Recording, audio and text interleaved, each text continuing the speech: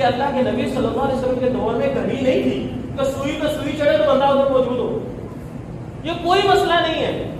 ہاں اچھی بات ہے امام صاحب کو موجود ہونا چاہیے، لیکن اگر وہ نہیں بھی ہے آپ بیٹھے ویٹ کریں، کوئی مسئلہ نہیں. انسان اللہ کے نبی صلی اللہ علیہ وسلم نے فرمایا جتنی دیر تک وہ وضو کر کے مسجد میں آ کے بیٹھ جاتا ہے، جتنی دیر تک بیٹھا رہتا ہے اذان نماز کے انتظار میں، اللہ تعالیٰ اس کے لیے فرض نماز لکھتے ہیں. مطلب آپ نے پورے 15 منٹ اگر انتظار کیا تو اللہ کے ہاں آپ نے پورے 15 منٹ فرض نماز پڑھی ہے. یہ کوئی چھوٹی بات نہیں ہے. تو اس چیز کو آپ کبھی بھی کمزور نہ سمجھیں، تو آپ ویٹ کیا کریں. تو 4-5 منٹ بھی لیٹ ہو جائے کوئی مسئلہ نہیں، بیٹھے رہیں. جب امام صاحب آئیں گے اللہ کے نبی صلی اللہ علیہ وسلم کے دور میں ایسے ہی ہوتا تھا، صحابہ کرام آتے تھے وہ آ کے بیٹھ جاتے تھے، سنتے پڑھتے تھے، ذکر و اذکار کرتے تھے، دعائیں کر رہے ہوتے تھے. جب اللہ کے نبی صلی اللہ علیہ وسلم آتے تھے وہ نماز پڑھ لیتے تھے. تو امام صاحب کے لیے تو ضروری نہیں کہ سوئی پہ سوئی چڑھے ہوئے تو 4-5 منٹ ویٹ ہو بھی جائے، کوئی حرج والی بات نہیں ہے. بہت سارے بھائی جن کو دین کی سمجھ نہیں ہوتی ایسے موقع پر اکثر کیا کرتے ہیں، مولوی صاحب نماز لیٹ ہوتی پئی ہے، وہ گناہ ہوتا پیا. تو اللہ کے بندوں کی نماز لیٹ نہیں ہو رہی، تو 2-4 منٹ سے نماز لیٹ ہوتی بھی نہیں. تو اپنے مزاج کو بدلیں. غلط بات ہے مسجد کے اندر شور شرابہ کرنا، غصہ کرنا، امام صاحب کے ساتھ بول بازی، بالکل غلط بات ہے. وہ 5-7 منٹ لیٹ بھی ہو جائے کوئی ایشو نہیں ہے، آپ ویٹ کریں.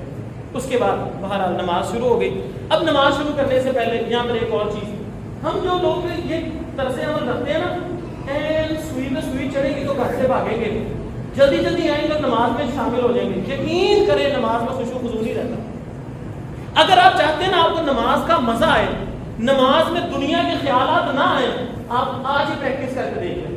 اذان ہو سارے کام چھوڑ دیں، وضو کریں، نماز کے لیے مسجد میں آئے اور آ کے سنتے پڑھیں اور تھوڑی دیر ویٹ کریں اور اپنے ساتھ یہ تیار کریں کہ نماز ختم ہونے کے 5-10 منٹ بعد میں نے گھر جانا ہے. میں نے بیٹھے رہنا مسجد میں، جو مرضی ہو جیسے ذکر و اذکار کروں گا، بیٹھا ہوگا، میں نے بیٹھ کے جانا ہے. جب آپ کو پتا ہوگا نا میں نے آدھا گھنٹہ بیٹھنا ہی بیٹھنا ہے، آپ کی نماز میں خیالات نہیں آئیں گے.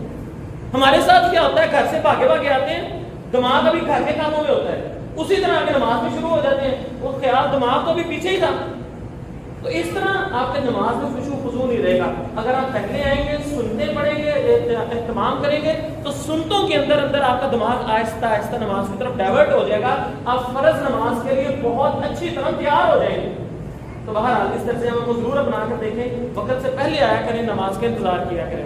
اب آتے ہیں نماز شروع کرنے کی طرف. اب نماز شروع کرنی ہے تو کھڑے کب ہونا ہے. بہت سارے لوگ یہ سمجھتے ہیں کہ جب اللہ کے بندہ تکبیر مکبر جب حی علی الصلاۃ کہے گا نا تب لوگوں نے کھڑے ہونا ہے. حالانکہ یہ بالکل ایسے غلط رسم، ایسا کچھ بھی نہیں ہے.